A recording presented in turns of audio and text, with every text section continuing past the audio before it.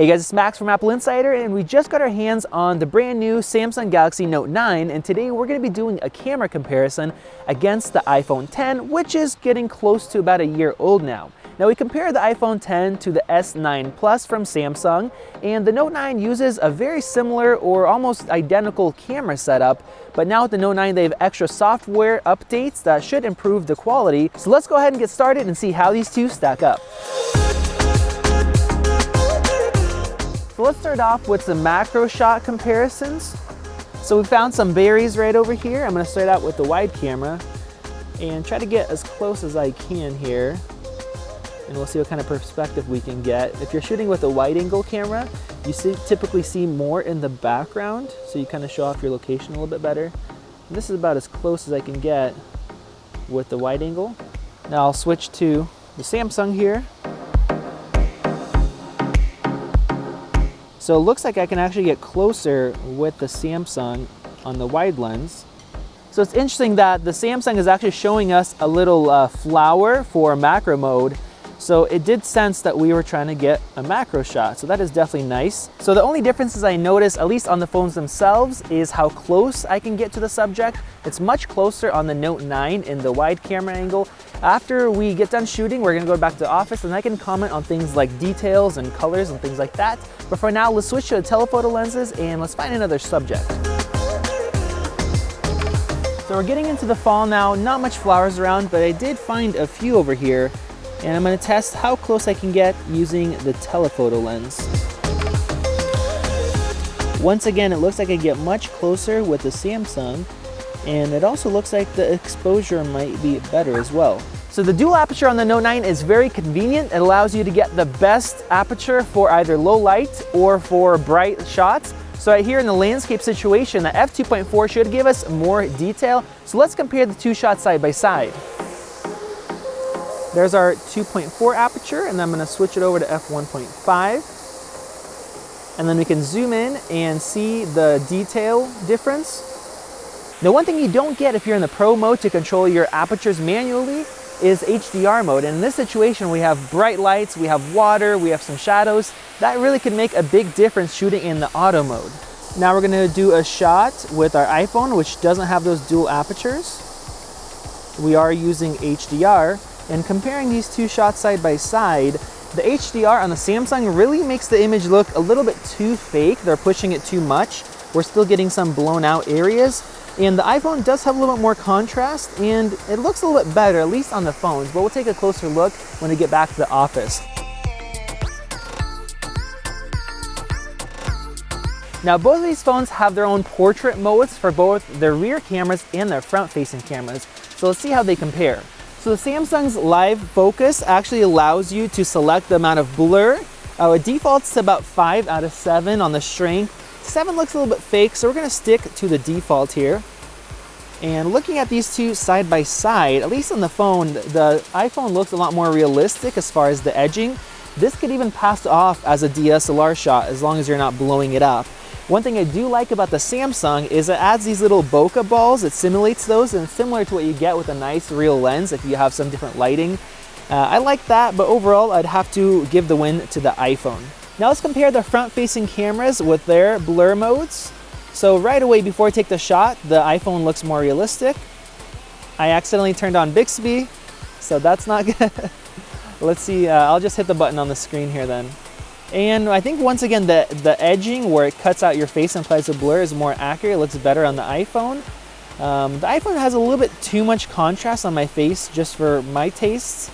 And also one thing I noticed is that the iPhone, it's a little closer to your face. The Samsung has a wider lens for selfies, and I definitely think that's nicer, especially if you want to take a selfie with a friend. By default, the Samsung adds some skin blurring. And actually you can go into there and lower that. So I'm gonna do that shot another time. And now when I zoom in, unfortunately it still looks like even if you move the slider all the way to 0, it still applies some skin smoothing, which I'm not a fan of. So both of these cameras offer up to a 10 times zoom, which does use both the telephoto lens plus digital zoom. And we have a bunch of turtles right over here. So this is a perfect scenario where you really wanna zoom in and get close. Now let's take a peek at these photos just on the phone. And it definitely looks like the Samsung is better in almost every way. So we stepped away from the waterfall, so hopefully you can hear us a little bit better now. And I'm gonna do another portrait mode test, but this time I'm gonna see how far away I can be from my subject and still use the portrait mode. So this is about as far as I can get with the Samsung. And now let's try the iPhone. And it looks like it's grabbing Vadim as well. So both of the phones were able to do portrait mode shot at that distance, but it's interesting that the iPhone didn't apply very much blur. It was almost hard to tell if there was some blur added because it adjusts the amount of blur based on the depth, which makes it look more realistic like you would get with an actual DSLR camera, where the Samsung added much more blur and it really doesn't look too realistic. And then also the edging around the camera and the face isn't very good. You could tell that it's a fake shot. So not only does the Samsung have a wider lens for selfie photos, it also has a panoramic selfie mode, and that allows you to get much more of your background into your shot. So I am honestly shocked by how well that worked. I can't tell any stitching artifacts, and I actually moved the phone back multiple times. It's much wider than even the wide selfie camera on the Note 9, and you can also see Vadim in the shot right over there. Now, one thing you have to be careful with the Note 9 is the little selfie skin blurring options. I've turned it down and then actually it just turned back on. So you gotta watch out for that because it will make your skin tone look a little bit weird. So I turned everything off again. I'm gonna do another selfie and we can compare the detail of the front facing camera. Before we do some low light testing, let's do a last detail shot using our wide angle lens here. So taking a close-up look here, the Samsung looks much better. The iPhone has too much contrast in the shot, and it looks like some over sharpening, where the Samsung, the sharpening looks natural, the contrast looks natural, and the colors look a lot more true to life. So we're back in the office. We turned off the lights here in our shooting room, and we're gonna test out some different low light shots. And we're gonna start out with the portrait mode. And both of these can shoot in this kind of condition better than like the older iPhones. So I'm gonna start off just taking a photo here. And this is without flash. The Samsung's kind of struggling to focus here, but there we go. And then now I'm gonna turn flash on and we'll compare the results.